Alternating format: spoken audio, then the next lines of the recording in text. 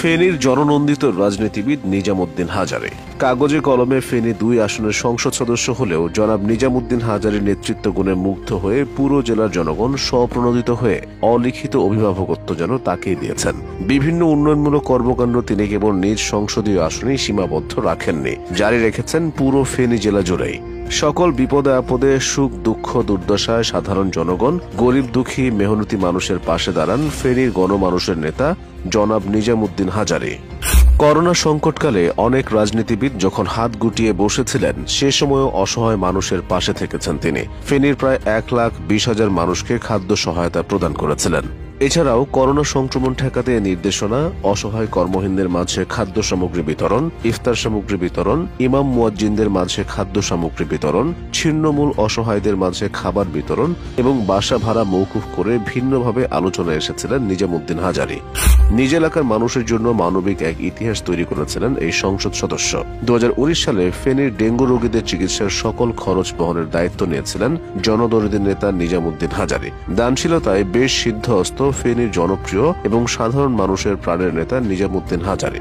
নিজ সংসদীয় আসন ছাড়াও ফেনী জেলার বিভিন্ন মাদ্রাসা, এতিমখানা এবং বিভিন্ন ধর্মীয় প্রতিষ্ঠানে নিয়মিত আর্থিক সহায়তা প্রদান করেন তিনি।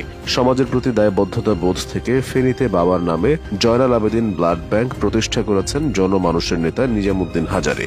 বর্তমানে এই ব্লাড ব্যাংকের মাধ্যমে উপকৃত হচ্ছেন অনেক অসহায় মানুষ। এছাড়াও বিভিন্ন সময় প্রচারের আলোয় না আসা এমন অসংখ্য উন্নয়নমূলক এবং সেবামূলক কাজে নিজেকে নিয়োজিত রেখেছেন সবসময়। নিজাম হাজারীর জন্ম 1966 সালের 1 জানুয়ারি। তার পিতা কমিশনার জয়নাল আবেদিনও ছিলেন ফেনীর জনপ্রিয় রাজনীতিবিদ।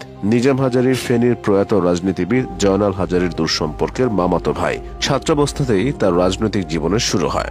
প্রথম থেকেই সক্রিয় ছিলেন আওয়ামী রাজনীতির সঙ্গে। চট্টগ্রাম কমার্স কলেজের ছাত্র থাকাকালীন চট্টগ্রামের সাবেক মেয়র আ.জ.ম নাসির উদ্দিনের তত্ত্বাবধানে রাজনীতিতে সম্পৃক্ত হন। নিজাম হাজারী চট্টগ্রাম থেকেই এইচএসসি এবং বিকম পাশ করেন। তিনি চট্টগ্রাম মহানগরের ডবলমুরিং থানা ছাত্রলীগের সভাপতি ছিলেন। পরবর্তীতে কেন্দ্রীয় যুবলীগের কার্যনির্বাহী কমিটির সদস্য নির্বাচিত হন। তিনি 2011 সালের 18 জানুয়ারি নির্বাচনে ফেনী পৌরসভার মেয়র নির্বাচিত হন।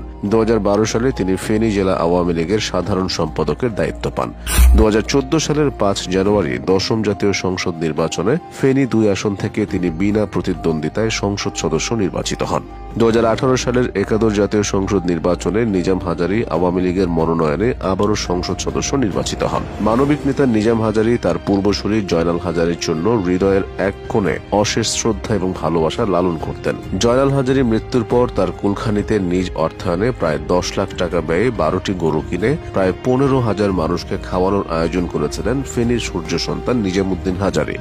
সাধারণত জনগণের সাথে দেখা সাক্ষাৎ, তাদের দাবি দেওয়া শুনতে অনেক সংসদ সদস্যরা একটি নির্দিষ্ট অফিস বসেন, কিন্তু নিজাম হাজারী দিনের কিছু সময় অফিসে না বসে বাড়ির পুকুরের ঘাটলাতে বসেন এবং মনোযোগ দিয়ে শোনেন সাধারণ মানুষের সুবিধা অসুবিধার কথা। যথাসাধ্য চেষ্টা করেন তাদের সমস্যার সমাধান করে দিতে। এভাবেই তার সারল্যের দিকটা নজরে পড়ে। তাই তো নিজামুদ্দিন হাজারী হয়ে উঠেছেন ফেনীর গণমানুষের হৃদয়ের নেতা।